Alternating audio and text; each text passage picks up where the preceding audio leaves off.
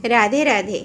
आज mini blog को स्वागत करुच्ची। यहाँ कालीर वीडियो थिला जेहेतु मु काली अपलोड कर पार नथली आज अपलोड करुच्ची। काली चित्ता लगी अमावास्या थिला तो गाँव रु हजबैंड नहीं आसते पिठा चितौ पिठा छुंचपत्र पिठा जोटा आपको मुझे देखली सिमेई फाड़ बुट तरकारी पसारुणी पत्र भी पठेली। पसारुणी पत्र को मैंने खाई कमेंट जनातु तार बहुत फायदा अच्छी जोटा कि मु काली अपलोड करी तादेह कौन रेसिपी कली। मटन भी आनी मटन सिझेवाई मु प्रेसर दे देती ताको तेल अदा रसुण छेचिया तेजपत्र लुण हल्दी देके सिझे देती। ये मसला कषार लगिली मु मसला टिके कषिला तेल बाहर चर्बी पकईकी कषिली कि समय चर्बीटा भल भाव में कषि सारा ताधे सिझा मटन देली।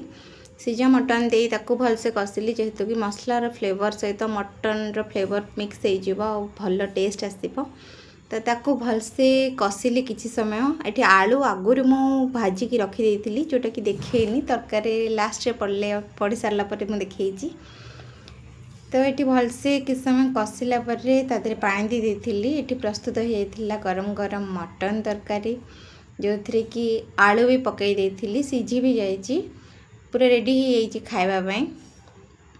गरम मसला भी दे देती जोटा कि देखनी देखे पारनी भूल जाइए। देखु काली आसी चितौ क्षीर चितौ प्रस्तुत करी मत क्षीर चितौ खायापी बहुत भल लगे। को मैंने खाई कमेंट रे जनातु तांको केमती टेस्ट लगे आ केमी लगे। देखो ये पिठाटा बहुत सॉफ्ट होती आ क्षीर पूरा फ्लेवरटा भी ताधे जाइए। देखो केते सुंदर देखा